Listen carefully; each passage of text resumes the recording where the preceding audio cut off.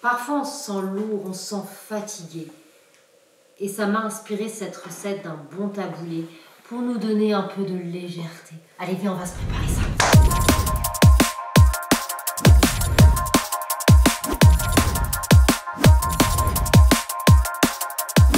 Bienvenue dans les recettes de Sarah. Allez, on ouvre notre livre de recettes dans Matthieu 11, 28. Venez à moi, vous tous qui êtes fatigués, chargés, et je vous donnerai du repos.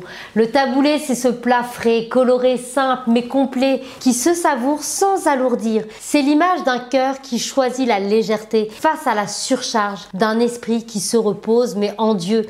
Et bien, quand tout devient pesant, Dieu nous propose un plat frais. Pour l'âme, une pause désaltérante. Vous savez, il y a des saisons où la vie semble peser de tout son poids, les responsabilités, la déception, les fardeaux, les choses qui sont même invisibles. Et bien le taboulé va nous rappeler que Dieu ne nous a pas préparés à tout porter seul. Non, il désire nous alléger. Parfois, ce qui nous pèse n'est pas notre travail ou les obligations, mais aussi ce que nous n'acceptons pas de déposer auprès de Dieu. On porte tout émotionnellement, spirituellement.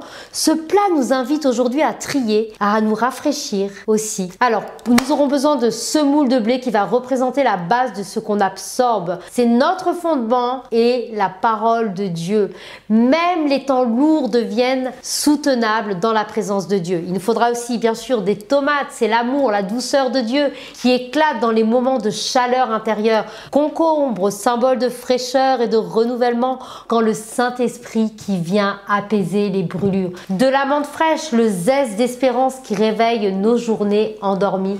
Et on va prendre aussi du citron, ça va être un rappel de l'acidité, c'est les épreuves qui peut rehausser la saveur de notre foi. Et bien sûr, nous allons prendre aussi de l'huile d'olive, symbole de l'onction dans notre vie et de paix qui enveloppe tout. On prendra aussi le sel, la sagesse qui conserve, qui relève ce qui semble fade, du poivre, les épreuves qui piquent mais affirment. Elles ne doivent pas être rejetées mais utilisées avec mesure. Allez, il est temps de préparer notre taboulé. On va faire cuire la semoule dans de l'eau bouillante salée, on va laisser gonfler. Comme dans la vie, il y a des saisons où il faut s'arrêter, il faut se laisser transformer, absorber la parole pour ne pas éclater sous la pression. Et puis, on coupe les légumes avec soin. Cela te rappelle que chaque détail de ta vie compte et que même les petites choses, elles doivent être taillées avec amour et équilibre. Ajoute les herbes fraîches pour te souvenir que la fraîcheur du ciel, elle est toujours accessible, même quand tout semble étouffant autour de toi.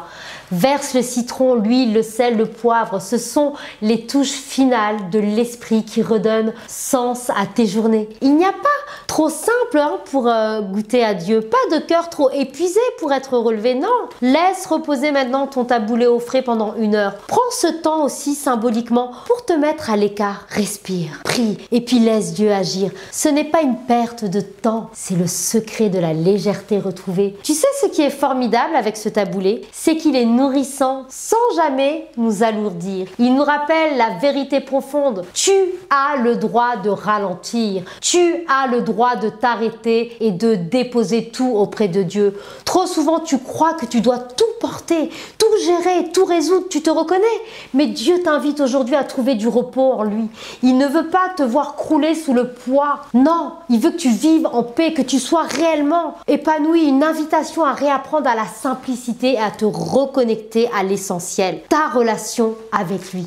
En te reposant, tu laisses Dieu toute la place. Il peut agir. Et ça, c'est une force immense, le lâcher prise. Mais laisse-moi te dire aussi que ça risque aussi, qu'il y a ce risque-là, que de refuser d'écouter son propre épuisement, de penser qu'on peut tout gérer. À un moment donné, on va s'écrouler. Tu ne peux pas reconnaître ces signes si ton cœur est saturé. Quand tu te laisses submerger sans jamais t'arrêter, tu deviens vulnérable. Et là, il y a la colère, il y a le découragement, il y a la confusion, il y a l'impatience. Même ton discernement, il peut être brouillé. Et plus encore, tu peux porter des choses qui ne t'appartiennent pas. Pas peur de décevoir ou parce que tu ne sais pas comment lâcher prise. Mais ce n'est pas spirituel de t'épuiser jusqu'au bout. C'est même dangereux. Dieu ne t'a pas créé pour que tu t'effondres répondre. Il t'a créé pour marcher à son rythme, pas pour courir seul. Prie ton Seigneur. Demande-lui de te montrer ce que tu portes et qui est devenu trop lourd. Aide-moi à déposer mes fardeaux.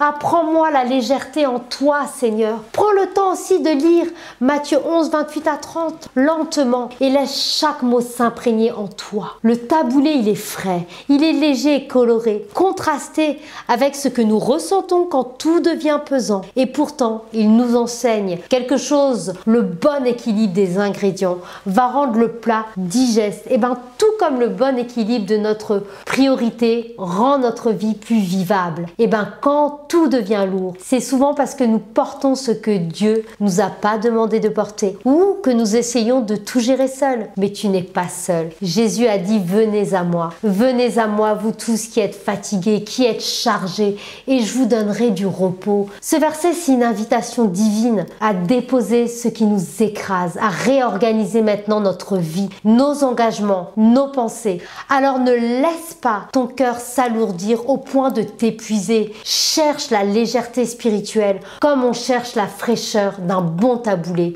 Reviens maintenant à l'essentiel. Retire ce qui est trop lourd pour toi et laisse Dieu alléger ton fardeau parce que le poids du monde n'est pas le tien et tu n'es pas seul. Dieu est avec toi. Allez, je te dis à très bientôt dans les recettes de Sarah.